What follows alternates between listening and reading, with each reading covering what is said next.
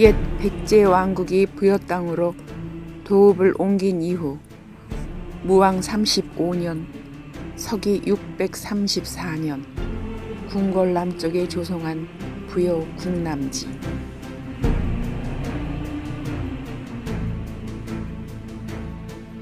부여는 백제가 마지막 123년간 왕도로 삼았던 사비성입니다.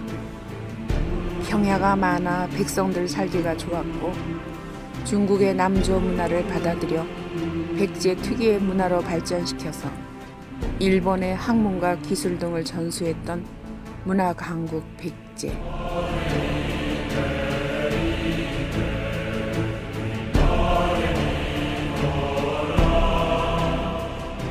그러나 서기 660년 신라의 오만 군사가 백제를 공격해오고 중국 당나라 13만 대군이 바다를 건너 사비성으로 쳐들어온다는 급보를 받은 의자왕은 어찌할 바를 모릅니다.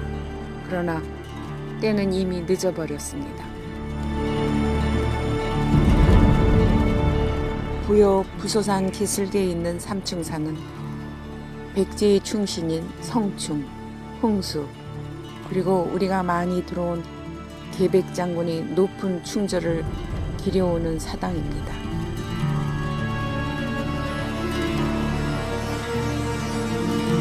백제의 좌평은 오늘날 장간벼슬에 속하는데 좌평 성충은 의자왕이 자만과 주색에 빠지자 국군의 위태로움을 극간하다가 투옥되었습니다. 죽음에 임박하여 왕에게 상소하길 만일 신라군이 쳐들어오면 탄현을 넘지 못하게 하고 수군은 기벌포에서 막아내야 싸움에서 이길 수 있다고 했습니다. 그러나 의자왕과 대신들은 성충의 충언을 따르지 않았습니다. 좌평 흥수도 바른 말 하다가 지금의 전라남도 장흥으로 기항가 있는데 신라와 당나라 연합군이 쳐들어온다는 국보를 받고 왕과 신하들이 우왕좌왕하면서 사람을 보내 흥수에게 의견을 물었습니다.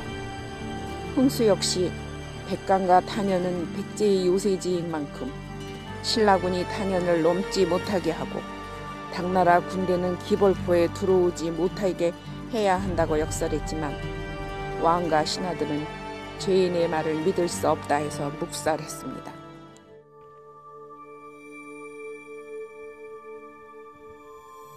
기벌포는 어디인가? 지금의 금강을 백강이라 했는데 백강의 하구, 즉 서천군 장항읍 일대를 기벌포라 했습니다. 당나라 군대를 여기서 막았어야 하는데 뒤늦게 대처하는 바람에 13만 대군이 상륙해서 100여리 되는 사비성으로 진격했습니다.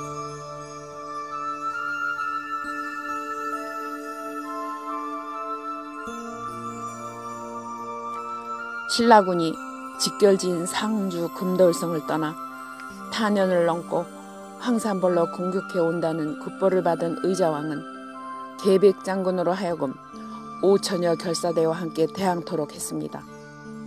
계백장군은 처와 자식을 살해하고 비장한 각오로 황산벌에서 김유신 장군이 이끄는 5만의 신라군과 대적했으나 중과부적이었습니다. 처음에는 4번 접전에서 모두 이겼습니다. 신라의 어린 관창이 단독으로 돌진해와 사로잡았으나 계백은 풀어줬고 재차 돌격해서 살해되자 사기 춘천의 신라군은 계백 장군과 5천여 결사대를 전멸시키고 말았으니 바로 서기 660년 7월 9일이었습니다.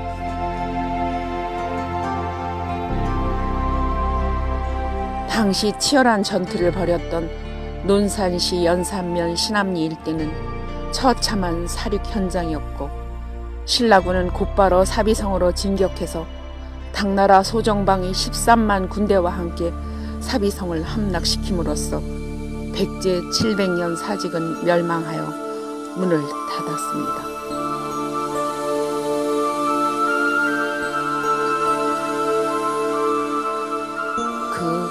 한 맺힌 격전지에 계백 장군의 묘소가 전하여 옵니다.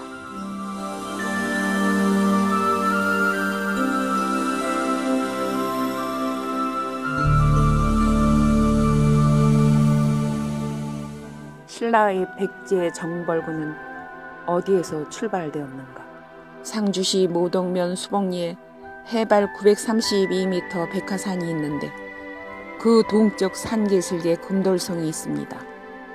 이 산 정상 부근에 현재도 20여 킬로미터 규모의 석성이 축성되어 있으며 이 산성이 백제 정벌의 전처 기지로 알려지고 있습니다. 금돌성이 언제 쌓았는지에 대해서는 정확하게 알려져 있지 않습니다만 이제 삼국유사나 뭐 이런 곳에 보면은 이제 태종 무열왕이 백제를 침공할 때 여기에서 한 달간 머물다가 의자왕이 항복을 하니까 서비성으로 가서 항복을 받았다라는 기록이 있습니다. 그래서 이제 거기에 따라서 이렇게 유추해 보면은 여기에 태종 무열왕이 머물면서 전방에 있는 전시 상황에 따라서 후방에 있는 물자라든가 군사 외교적인 측면을 거의 한 달간 여기서 진두지휘를 했던 그러한 삼국 통일의 전초 기지다라고 보면 될 것 같습니다. 충북 보은읍 동쪽에 있는 삼년산성은 그 규모가 장대하며 신라의 삼국통일 전초기지였습니다. 여기에 주둔했던 신라 군사도 백제 정벌에 합류한 것으로 전하여 옵니다. 백제 충신들이 한결같이 말했던 탄현. 그 신라군의 침공 통로는 어디인가? 여기 충북 옥천에서 대전으로 넘어가는 마달령 고개를 이병도 등 많은 학자들이 주장하는 탄현은 지금도 교통의 요지로서 근거리에 국도와 철도와 고속도로가 달리고 있습니다.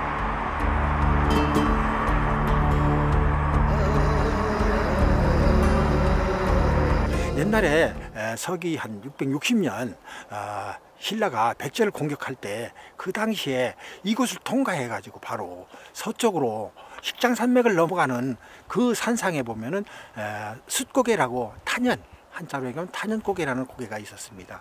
아주 가파르고 그리고 협소해 가지고 백제 군사 한 명이 100명의 신라 군사를 막아낼 수 있는 이러한 고개입니다. 예전에 옥천의 이 군북면이나 군서면 사람들이 이 고개를 넘어서 산내장을 보러 이렇게 다녔습니다. 바로 옆에는 백제의 주요 전처기지였던 고리산성 또는 환산성이 있고 또 그 반대쪽에는 백제 성왕이 전방 시찰 중 신라 매복병에게 죽음을 당했던 격전지가 있습니다. 그 전투에서 백제 군사 29,000여 명이 전사했습니다. 이것은요 옥천의 서부 지역을 흐르는 서화천강이라고 그래요. 이곳은 서기 554년에 신라와 백제의 국경지대로서 신라 백제의 군사가 관산선 싸움에서 아주 격전지입니다. 바로 저 앞에 보이는 산이 삼성산이라고 하는데요.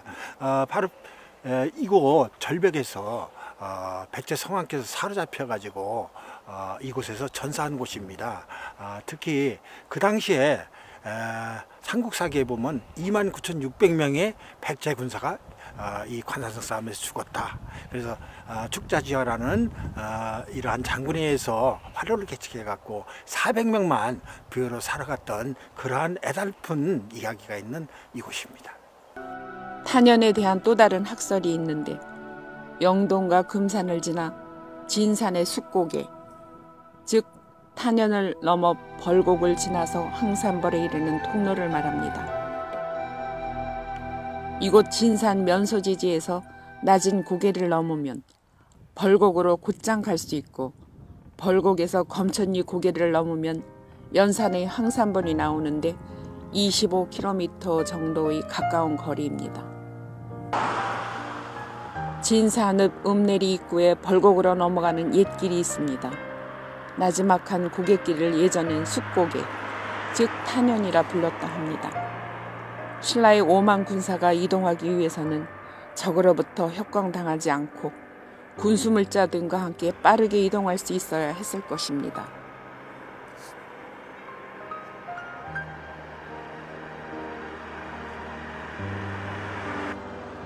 탄현에 대한 또 다른 학설이 있습니다.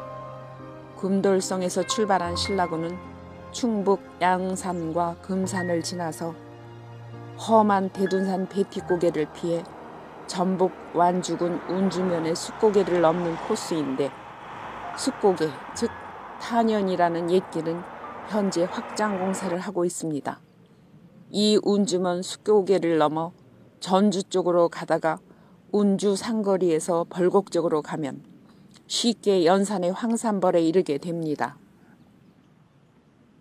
일부 일본의 백제연구 학자들은 이 통로를 탄현으로 비정하고 있다 합니다. 백제 충신들이 적들을 탄현에서 막아내야 한다고 한결같이 충언을 했으나 듣지 않았고, 당나라 장군 소정방에게 굴욕적으로 항복했던 의자왕은 성충의 말을 듣지 않아 이 지경에 이른 것을 크게 뉘우치며 탄식했다고 합니다. 백제 왕국이 한강 유역에서 남하하여 금강 유역의 웅진시대와 사비시대를 끝으로 31번째 왕 678년 만에 멸망하였습니다. 만국의 한은 엄청난 고통으로 이어져 왕은 물론 왕자들과 신하 93명 그리고 백성 1만 2,870명이 포로가 되어 당나라로 끌려갔습니다. 중국에서 일생을 마친 의자왕의 묘소도 아직까지 묘연합니다. 부여읍 한복판에 남아있는 백제유물 정림사지 5층 석탑은 그 옛날 부드럽고 균형 있는 백제 문화의 산물로 우뚝 서 있습니다.